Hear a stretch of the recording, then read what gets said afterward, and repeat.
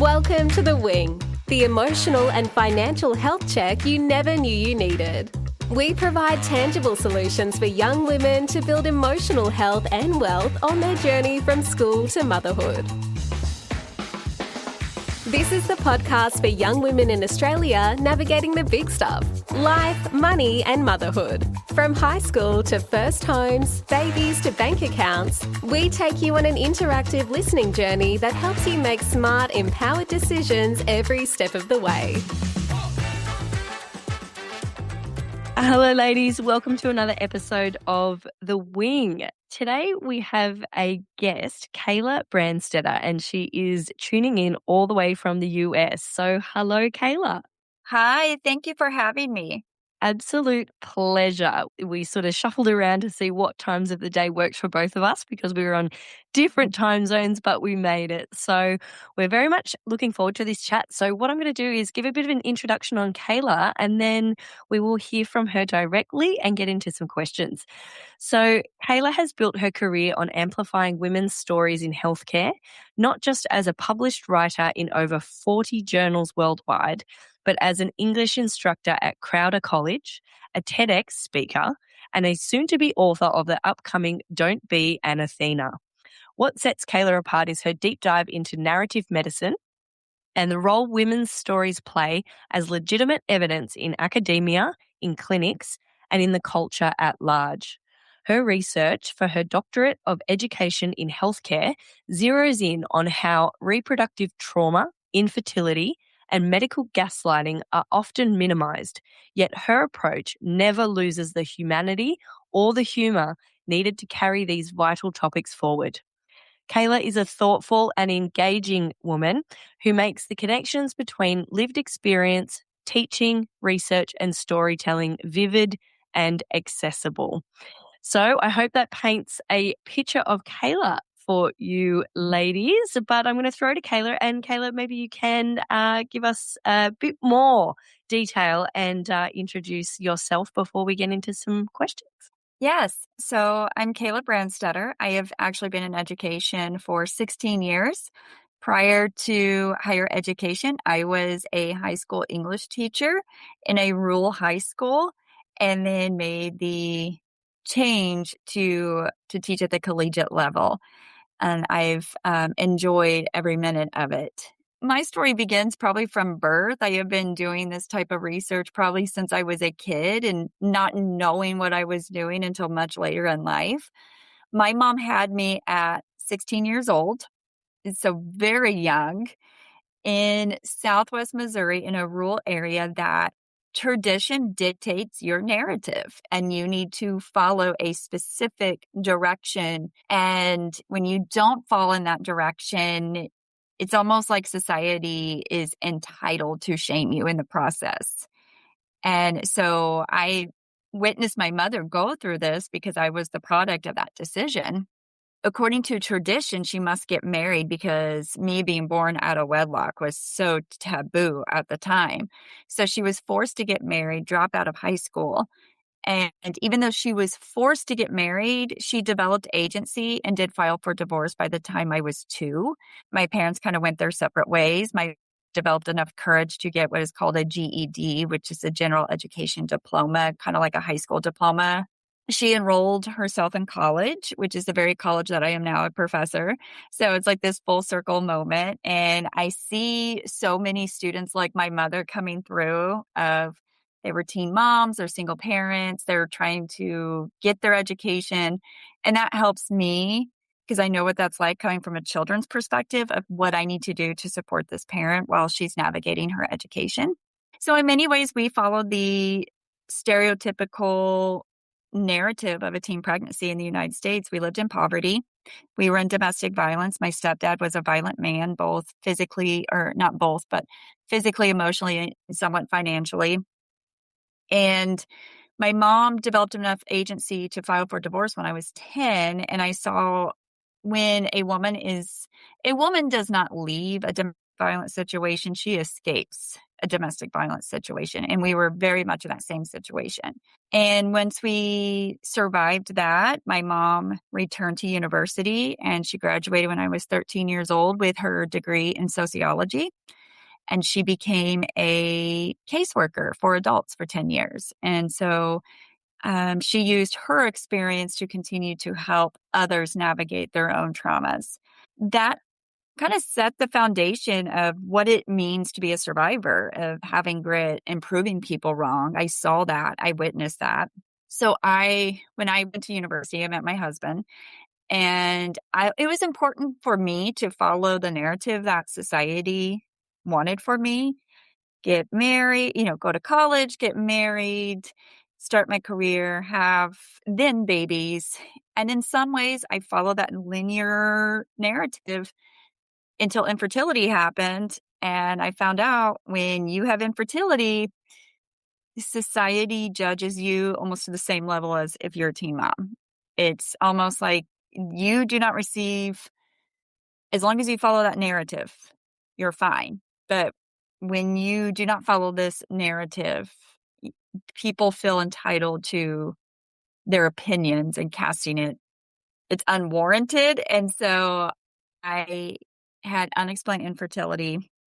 I did get pregnant without any fertility drugs, and I had my daughter. She's 11. I did have to go on progesterone for the first trimester, and I didn't understand that was even an option. I didn't know much about my body, and I think that was eye-opening of just how little I knew about my body as far as the hormones go. Had a miscarriage with my second pregnancy, and then my third pregnancy, I didn't have the hormone issues as I did with my first two pregnancies, but I had morning sickness the entire 9 months. And it was through my story, I came forward. I was quite public with my miscarriage, with my infertility, and women started coming to me about their issues. And it wasn't just about fertility. It wasn't just about reproduction. It was also about being a mom. And I had dreamt about being a mom, and I wanted to do it the right way. I wanted to do everything correct, including breastfeeding. And I didn't know much about breastfeeding. And then my 11-year-old was colic. I had to switch to formula and finding the right kind of formula, and the emotional gaslighting I gave myself of I'm a horrible mom because I'm formula feeding my baby. I'm not breastfeeding because this is what I'm supposed to do is breastfeed my baby. But I didn't have that guilt with my second child. But so much surfaced through my story and wanting to find a platform to not only have my voice heard, but to have other women's voices heard. How do I change the system? And what kind of foundation am I setting for my daughter?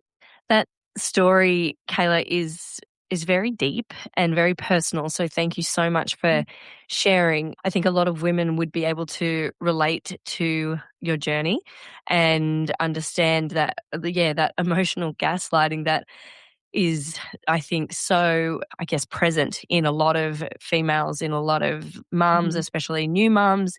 Certainly, things that I've experienced myself on my journey as well. Putting that spotlight on it is extremely useful and extremely helpful because it's things that aren't necessarily talked about, or it might be overlooked in Mhm.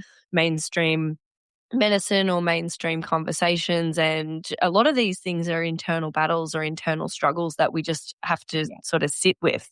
And sometimes it's really difficult to know where to go or what to read or who to listen to. And then you just have all this head noise that's, telling you all of these conflicting things. Plus you've got the physical journey and recovery after having babies and all of the preparation in becoming pregnant and then carrying the baby. It's a lot. There's not any one thing there's no handbook, and every single pregnancy and birth is different. So grateful for you sharing that, Kayla. I think it's obviously been a big part of your story, and the way it all started for you as well is quite inspirational, actually. And I love how it's come full circle for you off the back of the story about your mum. Kayla, let's get into some questions. So just feel like you're going to have the greatest insight on these things that I have to ask you. So the first question I have for you is, what's something women are taught to tolerate that we actually shouldn't? I'm going to say pain And I'm going to say pain both physically and emotionally. I don't think it's mind, body, and soul when it comes to the woman. And I feel like I know I have had issues with being dismissed for my pain. And whether your period pain, whether it's the pain after giving birth, after I had my second daughter, her labor and delivery was fine. I can't complain. It was probably the easiest labor and delivery I could have. But nonetheless, there was still injury involved there. Mhm. And with my oldest daughter, they gave me naproxen, which is just prescription strength ibuprofen. It's not a controlled substance. And with my second daughter, my regular gynecologist had to leave. So it was a fill-in doctor who was male. And I asked for naproxen and he goes, "Oh, you're fine. You don't need any." This is someone who has never given birth, will never give birth. And it's like immediately my pain was dismissed. And I remember my best friend was in the room with me visiting and she, I think she was almost across the room about ready to tell this doctor a piece of her mind. I'm like, "You don't even know what it's like to give birth." But I feel like it's just this idea that we're supposed to be pregnant, give birth, look glamorous right after giving birth, and act like our bodies just didn't go through this miracle and giving birth is traumatic on the body. And I feel like, at least in the United States, we do not do enough to the postnatal care, the postpartum care. I feel like women as a whole are completely dismissed on the fact that there's so much attention on the pregnancy and taking care of this baby that after the baby comes, all the attention is on the baby. And as it should, you have this infant that is 100% dependent on you for survival. And you need to also take care of mom, because taking care of the baby is also making sure that mom is physically recovering. And I interviewed women. I have close friends who suffered postpartum depression so bad that they get pregnant again, because it wasn't so much the pregnancy and the delivery, it was emotionally recovering from pregnancy that was awful. And I think that we just don't think that there's enough support. And I think that's something we need to change. Is we need to take care of women, mind, body, and soul through the whole pregnancy journey. Absolutely. I can definitely relate to being dismissed around the pain part. I vividly remember after having our second, I had to have a cesarean for our Mhm. son. He was breech. And I remember the two male doctors coming in. One was my obstetrician at the time, and the other one was a doctor from the hospital. And they basically came in, it was day 2 after having him. And they said to me, they said, "Oh, how are you feeling?" And obviously I'm, on pain Mhm. medication and just had this major surgery and have a baby next to me that I now am fully responsible for. And I said, I think I'm okay. And they said, "Okay, good. All right. Well, we'll see you again in 12 months." And as a joke saying, "Okay, well, you've had 2, so I guess you'll be here again to have your third," which, I was there not long after 12 months again, but just the just the commentary, and I thought, I have not even left the hospital yet, and I felt a bit dismissed in that moment, but then also trying to access the right pain medication as Mhm. well was difficult. And I felt like, I'd have a conversation with my obstetrician and then my GP, and then they're sort of going, "Oh, do you think you really need this?" And I'm going, "Yes."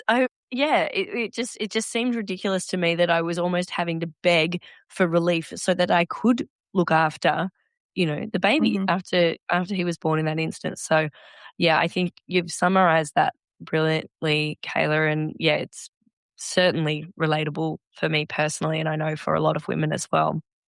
Kayla, a personal question. Has motherhood made you softer or angrier? I'm gonna say both. I think in some ways I get so angry at how women are just treated in terms of Yeah. motherhood. And I'm a working mom. And so in some ways, I feel, and it's not my employer. My employer is phenomenal and I love my department. So it's not them. This is society as a whole, not my employer. And it's almost like they're expecting me to work like I'm not a mom. Of like I have to pretend that I don't have children at home. I don't have a concert to go to or a pediatrician appointment or a sporting event. I need to work 40 hours and work like I don't have responsibilities at home. But then I feel like when I come home, there's this again, this is a societal expectation that I'm a stay-at-home mom. I still have this expectation that I'm a stay-at-home mom. I need to make sure there's a bed routine. The kids are taking baths. There's dinner. The dishes are done. The laundry is finished. And again, so it's almost like I have almost 2 to 3 full-time jobs to fulfill every single role that women have. And it's so exhausting.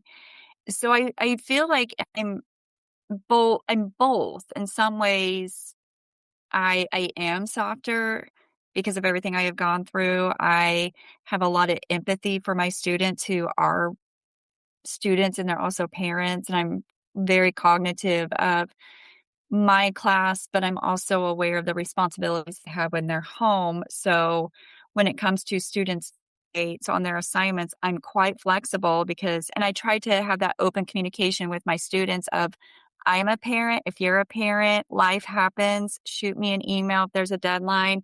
Because I get it. Your kid can go from no fever whatsoever, living life, and they're fine to, oh, we now have a fever and we're vomiting, and it happens so quickly. And when that happens, I fully understand that I will accept your essay late. So in that regard, I'm softer in that I'm more aware of women's stories, but I'm angry at how women are still expected to perform. If that makes sense. I'm both. Absolutely. I can relate to that completely. I think it makes you softer. And for me, it's definitely made me softer in ways that I feel the same as you. I'm a lot more compassionate, and I completely understand if anybody ever needs to cancel plans, or there are different reasons for parents not being able to do certain things, because I've seen how quickly in the home things can go from 0 to 100. But it also angrier at the same time, because it's sort of that expectation of, well, that we can do it all, but we can do it all. We just can't necessarily do it all at the exact same time. So it really is a push-pull, and I think you painted that picture very clearly.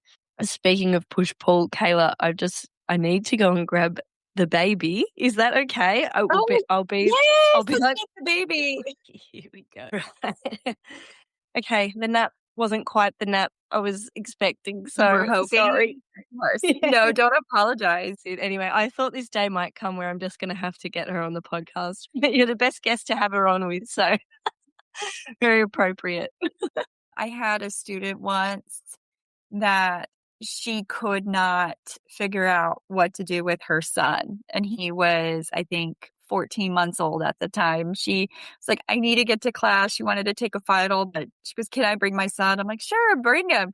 She's trying to type and take notes. And I'm over here lecturing. I have this toddler on me, and we're making it work.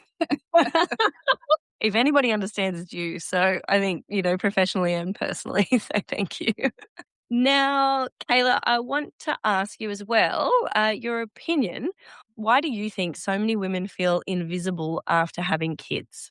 I think it's the same reason. I think I touched on this on a previous answer of there is so much attention on us when we're pregnant, because visibly we can show that life is forming. It's visible.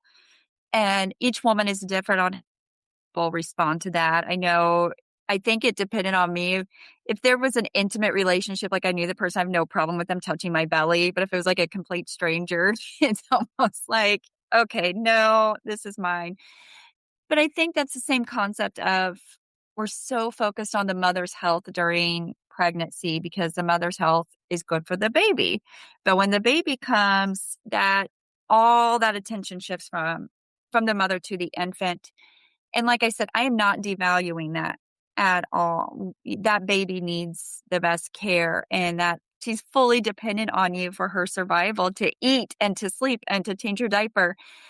And we do need to take care of that baby. But I think we feel so invisible because our entire identity at that time, or at least with me when I was in that time frame with my children, my entire identity was tied to taking care of this baby. My entire identity was tied to taking care of this baby. And I felt like every decision I made was under a microscope because someone is going to have an opinion over how you're parenting your child. Whether it was, oh, you're not breastfeeding, you're formula feeding. Well, I did receive that with my daughter when I went from no longer breastfeeding to formula feeding. She was colic. And they're like, well, she wouldn't be colic if you had just been breastfeeding. And they didn't even understand the story behind why I was no longer breastfeeding. To, oh, you're using those type of bottles. It's like, and I think women just get lost in the noise because someone has an opinion about every single decision you're making as a mom. Of, I can't believe you're using those type of diapers. Well, have you tried these diapers? Have you tried this form? It's overwhelming. And like I said, your entire identity is now tied to this tiny little human that where's mom in all of this? And I think that's why we feel so invisible. Absolutely. And I think as well, yeah, it's opinions. I think a lot of the time, people are coming from a place of help, but it can be very counterproductive. And I've spoken about this openly as well because the formula situation for me was Mhm. like I had to. Like my kids wouldn't Mhm. have survived if we hadn't have made that shift. So for Yes. me, in the beginning, like similar to you, Kayla, it was like just that internal battle on, is this the right thing? And this is stressful, and I'm getting so much commentary from, Mhm. the outside noise. And I probably wasn't necessarily confident in my decision at the time, but same as you as well, when it came to baby number 2, I was like, right, this is just what we have to do. Like, this is just Yes. how it has to happen. And if I'm not like fed is best, yeah, that's one example of how the outside noise can be so distracting and feeling invisible. I remember, when you're pregnant and you're walking around the shops and the old ladies are smiling at you, and like, the guys are stopping at the door to let you go first, and all of those classic things. And then as soon as you've had the baby, you're just back to being, a normal person. It is that feeling of being invisible. And because our identities do shift to being, we are the typically the sole caretakers of these little people, Mhm. and it can be really difficult to adjust to the identity shift and then, Mhm. not know what you necessarily, look like to yourself and then present to the outside world after having kids. So yeah, I think that's Oh, valid. I was home with my kids as infants. We are not going to talk about how I looked. It was like loungewear, hair Yep. in a messy bun. Their maybe spit up on me, and you're just like, it is what it is at this Yeah. point. 100%. I just have tracksuit pants and t-shirts on repeat, and that's just about the extent of my wardrobe at the moment. And the only reason my hair is down today is because we're recording this podcast. So no, I totally understand. No, yeah, very relatable, Kayla. I appreciate your insight there. Now, Kayla, do you think wellness culture is helping women or just making them more anxious? I think it's a little bit of both. I think wellness is so important because I'm entering a new phase of my life. I just turned 39 a couple weeks ago. And with that, nobody tells you about perimenopause, that it hits, and there there's all these other symptoms going on with your body. And I do feel like your body is just needing different nutrients. And I think it is great that we're taking care of our body, but I feel wellness is not just your physical health. I think it's mind, body, and soul. And so I think it's just so much of, it's not just a fad diet. It's about really taking care of your body. But I think it can be so overwhelming. I get overwhelmed when someone's like, "Well, you're not doing this. What do you mean you're not doing this?" And so I think it's a little bit of both, of we do need to take care of our bodies, and that's your whole body, but your physical body is so tied to what you're going emotionally. And I learned that through my journey. Sometimes I'm an emotional non-eater. That was one thing I could control when I was going through infertility and miscarriage, was eating and exercising, and I did it the wrong way, and I had somewhat of an eating disorder. and so you don't want to do that. So that's where I'm like, wellness is so important, but you don't want to be toxic with wellness to the point where you're being judgmental on other people's journeys, because you don't know where people are in their journey. And by trying to provide advice on their wellness, it can become overwhelming. And if you're like, what do you mean I need to do this? I'm barely sleeping at night. I'm doing this. And I feel like wellness could just be like one more thing added to a woman's litany of responsibilities. So a little bit of both. I turned 35 a couple of weeks ago. Now I'm wondering if we share the same birthday. April 21st. Okay, I'm May 2nd, so we're close. Yes, yes. I have found this recently. So the baseline of my days currently, as you can see, Mhm. you know, keeping the little people alive, safe and well. And then naturally, the mum kind of comes second, particularly with the eating. So I can relate to that as well. I'm lucky to get, a bit of protein toast in the morning. Yes. And I hate protein toast, but if I don't eat that, then I'm probably not eating till lunchtime. And if I'm eating then it might be a muesli bar. And just Mhm. the thought of creating a program to follow, Mhm. to focus, like there's only so much I can do to focus on Yes. on my health at the moment. So if that's a walk, if that is having a good night's sleep, if that is drinking enough water, like my basics are so low level at the moment that Mhm. that's just where I need to be. And you're right. I think that it could be really overwhelming with the health and wellness culture at times, Mhm. thinking that we need to keep up and we need to be doing all these things when really our hands are full a lot of the time. So yeah, I I really like your answer on an insight on that too, Kayla. I think it's very relevant. Yeah, it's important. I don't wanna devalue the importance of health and wellness, but I Oh think we no, need to be realistic about it. And because I go through phases like that, like, maybe I'm like, "Man, I really don't like how I look right now." Like, I feel like I need to go work out, and I think it's probably because you compare yourself to these other moms who obviously they given birth and they look like they're ready to run a marathon. They're ready to go, and that's great. And I'm over here, I'm like, I'm barely staying awake. And my kids are in competitive sports, so my weekends are full of chasing their dreams and their workouts. And I'm with you. Sometimes in the mornings, I'm drinking my iced coffee and eating a protein bar on my way to work. absolutely. Just getting in whatever you can get in at that particular moment because your focus is elsewhere. And that's the thing too. I think it's natural for us to compare to Mhm. other mums and other women but sometimes taking a step back and just reassessing what is actually possible. Like you said, like what do we have? What's realistic? What can we actually be doing that's going to be somewhat beneficial? And just noting that again, we can't do it all at the No. same time. It's just not possible. It's not realistic. When I am a great No. professor, like I am 100% dedicated, I'm a great teacher. Sometimes that cuts being a mom. Sometimes that cut is my house is a disaster. But hey, I'm rocking it in my work world. But then on the flip side, when I'm with my children and I'm 100% in my mom mode and I'm just doing well, I'm not answering work emails, and then my students are mad at me. So and then you want to fit in like a meal plan in that. Exactly. It's like, where am I getting this time from? And the push pull again, the Yes. like constantly prioritizing, reprioritizing, being where you need to be at that moment in time. And sometimes having a consistent schedule can be really difficult to establish and manage. Yeah, definitely. Kayla, this is a juicy question.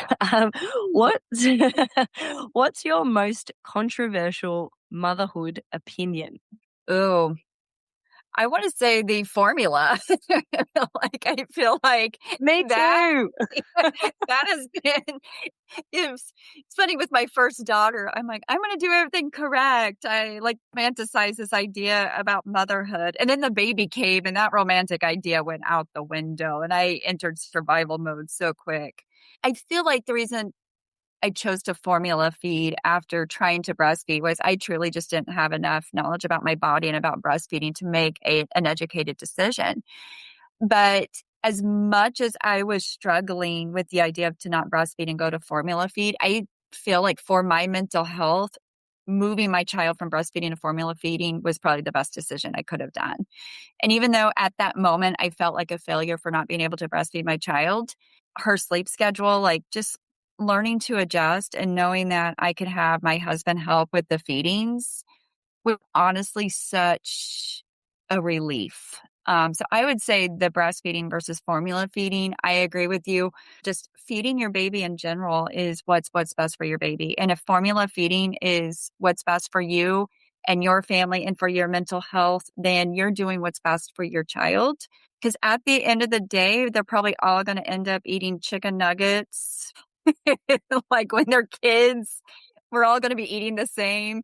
My children, they met their milestones. They're above age appropriate with like my daughter. She's 11. Her math level is that of a 16-year-old. Her reading level is that of like a 14-year-old. My 6-year-old, her literacy level is in the 99th percentile, and they're both formula fed. We're fine. Oh, look, I love hearing that, and that's the thing, right? It's just it's so overwhelming in the moment, and then Mhm. it's really difficult to navigate the opinions and the comments. Something someone said to me once was because I'm obviously formula feeding. I don't remember who it was. I think I probably blocked it out of my mind intentionally, but I vividly remember them saying to me, "Oh, you're not feeding your baby," and I was like, I "Pardon?" am feeding my baby. I was like, yes, I am. I'm just not. I can't feed her with my body." So it's And that's okay. And part yeah. of, like I said, I just didn't understand. And I feel like the lactating nurse when I had my first daughter made me feel like I was just supposed to like be producing a bunch of milk all at once. And that's not how it is. It like goes in stages with the breast milk. Like it is just a small amount. And then you gradually start increasing your production. And that really wasn't explained to me. So I felt like there was this little bit of gaslighting of when the lactating nurse came in after my daughter, they're instantly trying to put this newborn on my breast to feed her, and like she was latching on, and they're like, well, what's going on? I'm like, I don't know. Like, so automatically just felt so bad. Like, well, I'm defective, I guess. I'm like, it was almost like I was supposed to just go ahead and start producing this milk, and it really wasn't taught to me that your first milk is quite small. It takes time for it to come in. And here I am feeling bad that I can't feed my child. And I just didn't want to go through that toxicity again. And with maternity leave in the United States is absolutely terrible. With my second daughter, I went back to work after 5 weeks of giving birth. I took 7 weeks off because I had 2 weeks of bed rest. I went over my sick day. So I actually owed my business money to keep my job. And so when you're under that type of stress of like, I need to get back to work, I need to find childcare, and you're going to add a pumping schedule, it just didn't work for me. I hate sounding that way, but like for me with my work schedule, it made the most sense to do formula just because it was overwhelming as it was. I now had 2 kids and I need to get back to work. They're deducting my check. So it was like a survival decision. Yeah, that's it. That is. And a lot of our decisions that we make, I feel, as mums are based around survival. They have to be. And yeah, that's a brilliant example. And I can yeah. And having to go back to work so soon to, maintain your position and, not be in arrears and, obviously continue bringing in income. It's a lot of Yes. pressure. Absolutely. It is. And that's what's driving me is I don't want my daughters to go through that. I would love to have policy changes in the United States to where we take care of our moms postpartum and that we need to do a better job with our maternity leave policy, not just maternity. I want to say parental leave policies because I think my husband, he only had like 2 weeks off. And so that's not enough time to adjust to a newborn baby for either parent. And so I would love to see some policy changes to where we truly take care of our parents in the United States. I want that for my children. Absolutely. I think, look, I do have to say that the Australian system is different. Obviously, it has its own faults as well, but Mhm. it's, I mean, maybe they can look at ours and copy it, and it might even at least be streets ahead. But by the time your daughters have their kids, it's a big conversation, and every family is different. But yeah, if the underlying support system of, a country is able to support parents better, then it can change a lot of things for a lot of people. So, Oh, yeah. 100%. And it is Mm. changing in certain states, just not my states. I think last Right. I checked, I think there are about 6 to 7 states that do offer like a paid parental leave Yeah. option. Mhm. So, I mean, change is coming just slowly and only at the state level. There's not much at the federal level. We only have Mm. what's called FMLA, and a woman in the United States, and it's only if the business has it, it's 12 weeks unpaid, and that's it. And so it's something, but not every woman in the United States qualifies for FMLA. But there are certain states that they're having real conversations about paid parental leave, and they're recognizing women need more, they need to be paid. And then my 6-year-old just walked in. So, Oh, so I'm glad I'm not the only one today. no. No, this is just how it is. This is a real insight into it all, isn't it? Yes. So I've got a couple more questions Okay. for you. What do you find more exhausting, parenting or pretending you're coping? I feel like with parent, I already have some expectations. So it is exhausting, but I feel parenting can also be so rewarding. And I think it's the coping. It's pretending I'm okay when I'm not okay. And I find that probably more exhausting than the parenting itself. You already expect certain routines, and kids are kids. I think sometimes admitting defeat, that you're like, I don't know what I'm doing, or I'm really struggling right now. So I would say the coping is probably more exhausting than the parenting. Yeah, definitely. I think keeping up appearances, because I find a lot of the time when I'm pretending to cope, I don't want others to worry about me or to, be concerned about what Oh, me too. is going on. I want to make everybody else feel like I'm okay so they don't need to worry. But that can be really counterproductive, because then if you are actually not coping, what I've found recently is I've just been telling people, not everybody, but anyone who, if I have a plan with them or if it's a family member, I just have to say, I'm just not okay and I'm just not coping right now.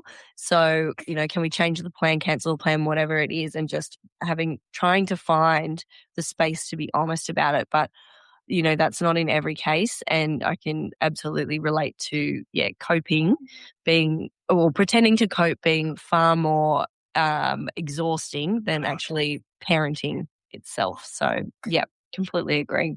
I'm okay with canceling plans now. I think that's where I quit feeling guilty. If I can make an event, that's great. But if I'm wiped out, exhausted, it's obviously my kids aren't going to cooperate. It's not worth trying to explain myself to 50 different people who are going to judge me on my parenting styles.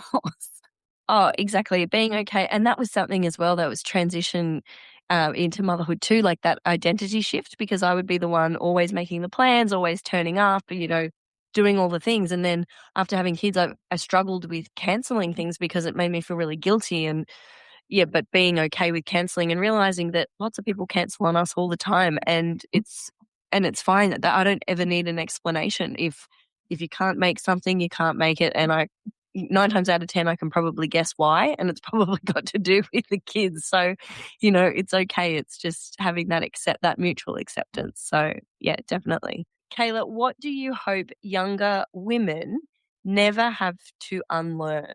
Their worth. I hope they Mm. never have to unlearn their worth of, you have a tremendous amount of value. I think I question my worth of, am I good enough? And feeling like I've missed the mark. And I don't want younger generation of women to think that they're not valuable, or they're not reaching their mark, or they're not doing enough. You're 100% doing enough. I don't want any woman to ever feel that way. I have felt that way. I think most women who are moms have gone through this, like, I'm not enough.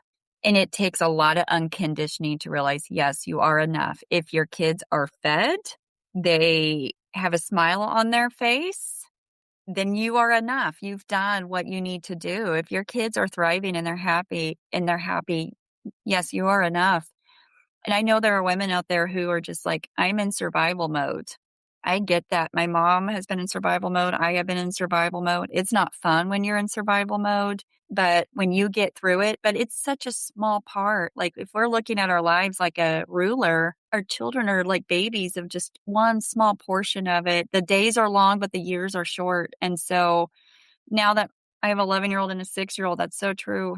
And I don't want younger generation. Yeah, you are enough. You have value. You're rocking it as a mom. Not every day are you rocking it, but you are rocking it.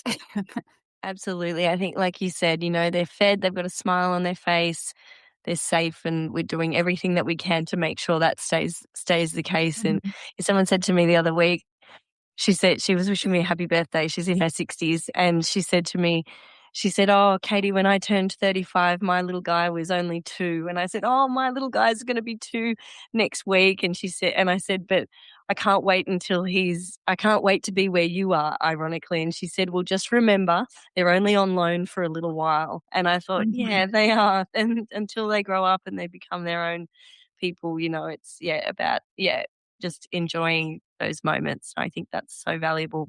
So, Kayla, to finish off, well, would you mind sharing a little bit about your experience with TEDx? And then also, if you could tell us about your book.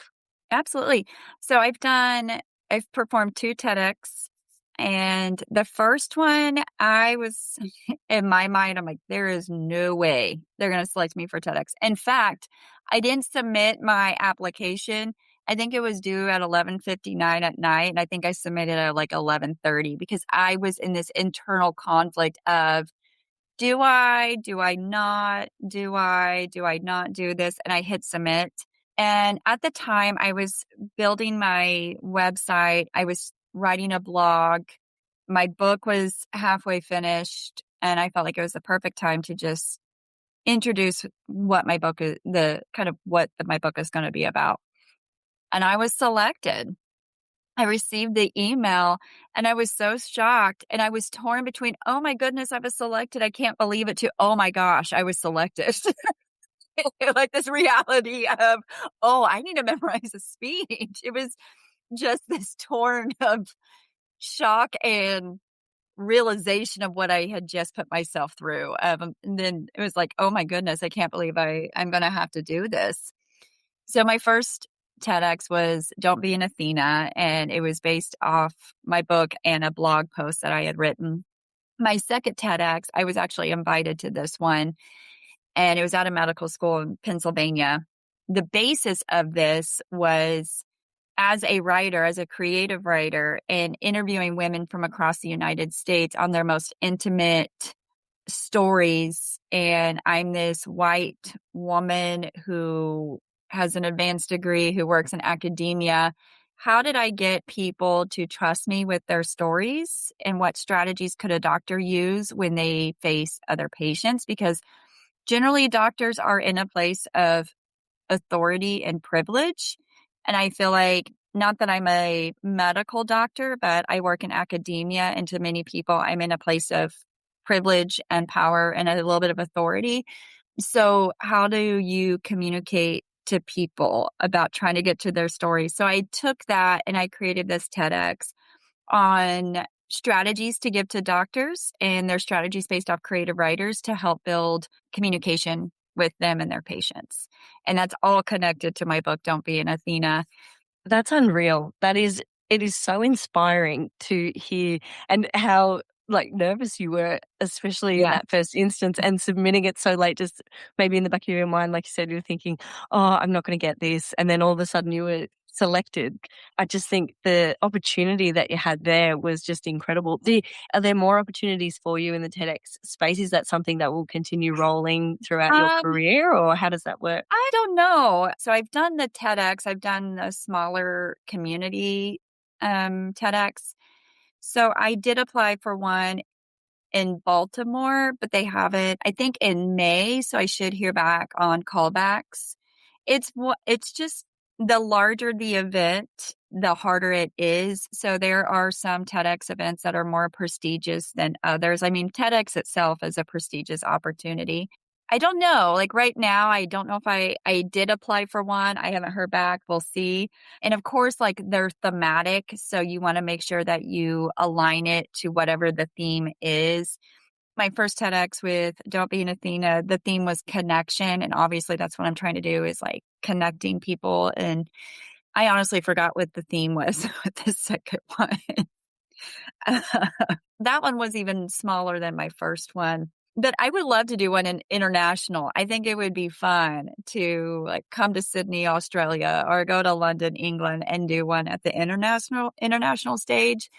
But the actual like TED conference, I believe you have to be invited to that one. So like the big TED conference, and they usually attract bigger speakers. So like Brene Brown, I think Steve Jobs has done it. So, I mean, we're talking influential people who have made an impact. So I'm not expecting an invite to that anytime soon. But You never know. we'll never know. I'm going to continue to submit my applications. If it works, Yeah. it works. It's okay. I don't know. Maybe in 2027, I'll get brave enough and I'll submit one at the international stage because I think that would be fun. Well, if you do make it to Sydney, Australia, I will definitely be buying tickets and coming to listen to you. So, yeah, we will be there. Yeah, anytime I do a podcast in Australia, my 11-year-old is like, "Can I go?" And I'm like, "Go where? To my bedroom?" And she goes, "What do you mean we're not going to Australia?" Like she's just waiting for me to go to Australia. For the opportunity.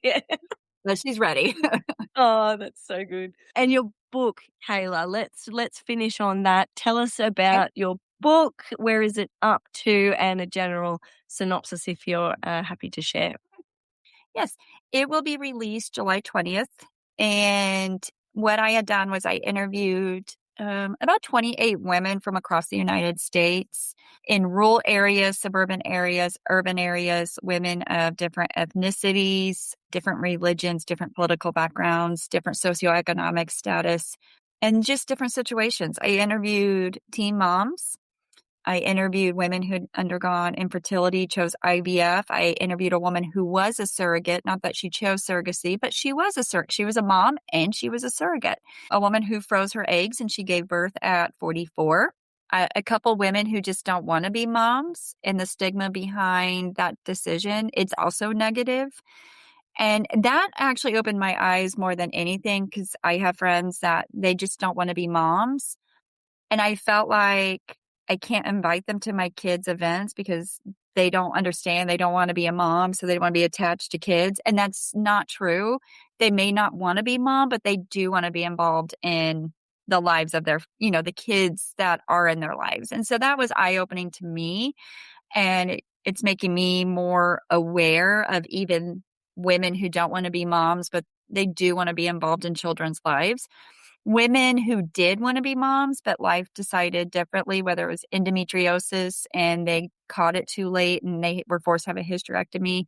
A woman, she just didn't want to be a single mom. She wanted to make sure the time was right to become a mom, and she just never found that partner. And so what does that look like? And then a mom who gave birth biologically had to go through a divorce after a devastating criminal investigation and then ended up fostering and adopting children. So it was like this, just this empowering story. So there's sexual assault and domestic violence that's in there as well. And my goal is I want women to see themselves in these women who I was able to interview and realize these are stories about survival. These are stories about hope. You don't have to agree with their decisions, but a lot of these women, 2 bad decisions were given to them and they had to make the best decision possible of the 2 bad decisions given to them. I did interview 2 women who had an abortion. And so my goal is to humanize women and their decisions before we judge them. You can find my book. Pre-orders are available now. They're on Barnes and Noble. A direct link through my publisher. It is on Amazon, but I think it's only on Amazon as an ebook through Kindle. It is available as an ebook, paperback, and hardcover. And I do have the direct links on my website. Amazing. And I cannot wait to get my hands on a copy. I think that the work that you have put into it, it's not just words on paper. These are real life stories, and Mhm. the diversity of the conversations that you have had to actually Mhm. publish in this book is fascinating and very intriguing. Kayla, can you tell us where our listeners can find you? So you've mentioned, I know you have an Instagram, but also your Mhm. website. So feel free to tell us exactly where we can spot you. I will also tag Kayla in the Instagram reel when we post this episode of The Wing as well. But yeah, Kayla, where can we find you?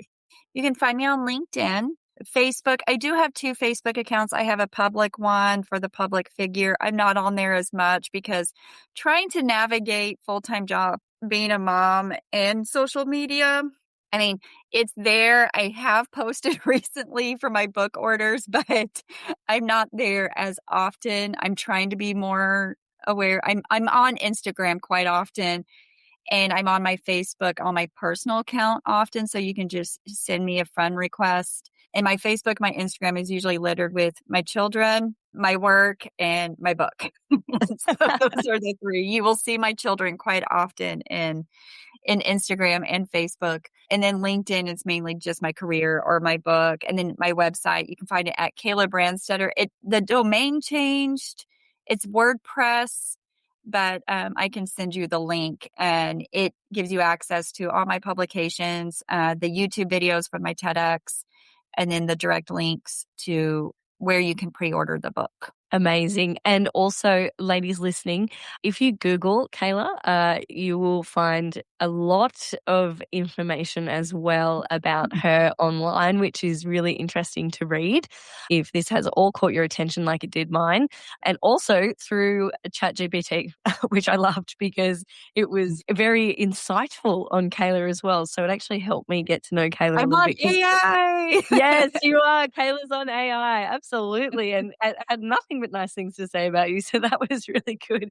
But before this conversation, Kayla and I hadn't met. This was all an email introduction and everything. So it was really nice to bring it together. So, of course, I had to make sure I did a bit of research so I knew who I was talking to today. But it's funny how the universe aligns people like that at times. Thank you so much for having me. I've been talking to a lot of women from Australia, so I feel like I've never been to Australia. It's the one country I haven't been to yet. So I feel like I need to do like a mini book tour in Australia. Absolutely. Yes. Come and see us. We will be there. I will rally some troops and we will come and support and participate. So, yes, And we where do I need to welcome go? you. Are you in Melbourne or Sydney? So, I'm in Canberra, which is about a 3 hour drive from Sydney. So, yes. So, Okay. but look, it's easy to get around here. So, we'll find you. Oh, right. That sounds great. And my book publisher will have fun with that one. Let's get this started. Absolutely. Yes. Yes, for sure.